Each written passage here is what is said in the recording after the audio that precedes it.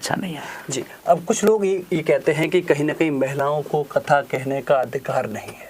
अभी कैसा माना जाए कि महिलाओं को अधिकार है या नहीं है, ये आप ही बता पाएंगे बेहतर तरीके से। देखिए, कथा का अध्ययन करना, वेद शास्त्रों का अध्ययन करना तो जायज़ है।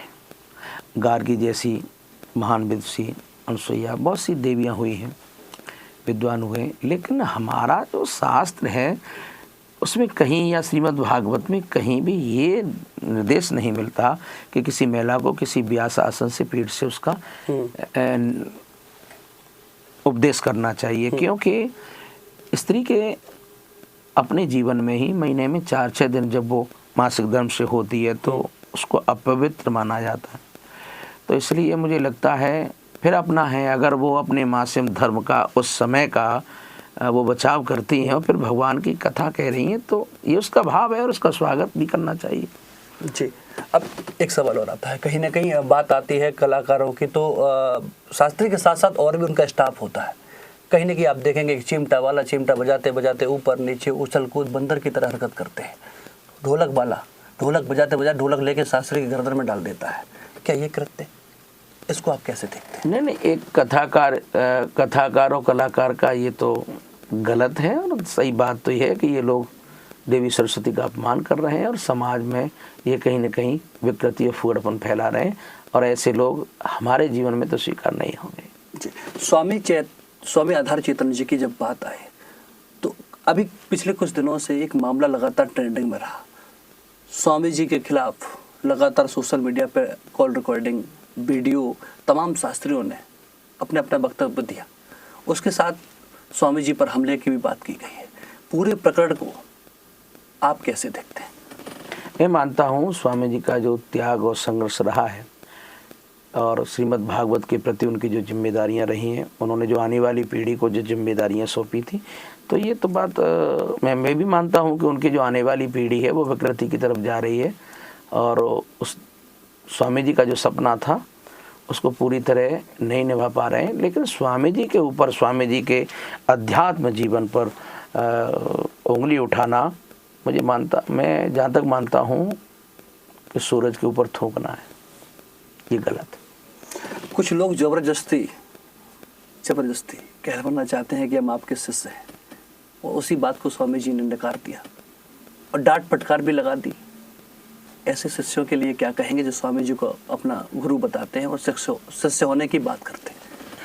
देखिए, गुरु और शिष्य की अपनी एक परंपरा होती है। गुरु का पूरा अधिकार होता है अपने शिष्य को डांटना, और गुरु इसलिए नहीं डांटता कि मेरा चेला नष्ट हो जाए। गुरु जिस प्रकार से कुम्हार अपने ही द्वारा माटी को गढ़ता है, फिर मटका बनाता है, घड़े को गढ़ता है, तपाता है, तो ऐसे ही जो गुरुजन होते हैं ना, वो अपने शिष्य को संघर्षों की आग में तपाते हैं, अध्यात्म की आग में तपाते हैं। और शिष्य का भी धर्म है, गुरु के प्रति अपनी निष्ठा एक भाव होता है, और ये सब गुरु और शिष्य की बातें, हमें इस पर नहीं जाना चाहिए। सब समझते हैं अगर गुरु अपनी निष्ठा में अच्छा है जी, गुरु का प्रेम वात्सल्य सिद्धांत अच्छा है, अगर शिष्य की निष्ठा, एकलव्य द्रोणाचार्य को आप देखिए, द्रोणाचार्य तो अंगूठा मांग लेते हैं एकलव्य से। उन्होंने तो नहीं कहा कि गुरु मेरे साथ मतभेद कर रहे हैं, उन्होंने हंसते हंसते अपना अंगूठा दे दिया। और जब भी बात आती है तो द्रोणाचार्य के शिष्य तो कौरव भी थे, पांडव थे, अर्जुन भी थे, लेकिन जब जब गुरु और शिष्य की बात आती है तो द्रोणाचार्य अर्जुन की बात नहीं आती, द्रोणाचार्य एकलव्य की बात आती है। आप एकलव्य बनिए तो सही, गुरु के साथ जोड़े जाएंगे। अगर आप एकलव्य बनने में नाकाम रहते हैं तो फिर अलग बात। जी, अब एक बात ये आती है, लोगों से जब बात की जाती है, शास्त्रियों से, कथावाचकों से, तो जब उनसे बात होती है, कहीं ना कहीं क्या कहीं ऐसा माना जाए कि शास्त्री लोग ये कहते हैं कि मेरा निजी जीवन अलग है, शास्त्री लाइन अलग है, हम वहाँ शास्त्री थे लेकिन यहाँ हम नाच सकते हैं, यहाँ हम शराब पी सकते हैं, अन्य तरीके से कृत्य कर सकते हैं। क्या ये जायज़ है कि आप कथावाचक शास्त्री होने के बाद दारू पी सकते हैं, नृत्य कर सकते हैं, ठुमका लगा सकते हैं, गाली गलौज दे सकती हैं या दे सकते हैं? आप क्या मानते हैं? देखिए, जो भी कथावाचक हैं, जो धार्मिक कार्यों से लोग जुड़े हुए हैं, वो एक संत की डिग्री में आते हैं, एक साधक के रूप में उन्हें रहना चाहिए, और उनका जीवन जो है उसमें पर्दा नहीं होना चाहिए, ओपन जीवन होना चाहिए। वो क्या खा रहे हैं, वो कैसे रहते हैं, अगर उनका जीवन सार्वजनिक नहीं होगा तो आने वाली पीढ़ी अनुसरण किसका करेगी? अगर हमारा ही पर्दे पर और पर्दे के पीछे अगर हम ही बदल जाएंगे तो हम किसको सिखाने जा रहे हैं? पीढ़ी अनुसरण किसका करेगी? आने वाली पीढ़ी गर्त में क्यों नहीं जाएगी? उसे रोकेंगे कैसे आप? उपदेश हम कुछ कह रहे हैं, आपको शराब नहीं पीना है, आपको अपने माता पिता का सम्मान करना है, अपने अपने बड़ों का, गुरुजनों का, बच्चों को अच्छी शिक्षा दीक्षा देनी है। मैं एक मंच पर वक्तव्य देता हूँ और मंच के हटने के बाद में अगर यही व्यसन मेरे अंदर है, मैं गुरु का सम्मान नहीं करता, बड़ों को मैं सम्मान नहीं देता, तो पीढ़ी अनुसरण किसका करेगी?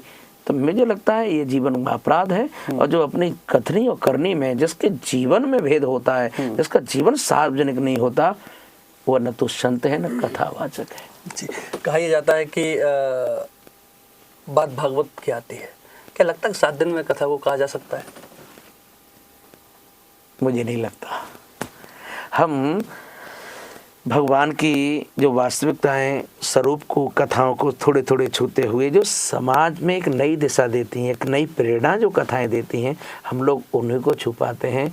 अगर वाकई भगवान की कथा अगर 365 दिन भी कही नहीं जाए, भगवान की कथा का कोई था नहीं है। जिस बार सागर की कोई गहराई नहीं नाप सका, हमें लगता है कृष्ण ने, भगवान ने जब इस जगत का संपूर्ण ब्रह्मांड का निर्माण किया हो, उसकी था को कौन समझ पाएगा? जी, जो प्रेरणा मिली है महापुरुषों से, भगवान का जो जो भी चित्र है, जो चरित्र है, जो हमारे जीवन में हमारे समाज को नई दिशा प्रेरणा देता है, उन्हीं को छू करके निकल जाते हैं। कोई नहीं समझ पाया, और जो उसको समझ पाया वो उसी में ही चला गया, वो बता नहीं पाया। जैसे मृत्यु बात आती है ना, मृत्यु क्या है? जी, कोई नहीं कह सकता कि मृत्यु क्या आइडिया है। जीवन क्या है?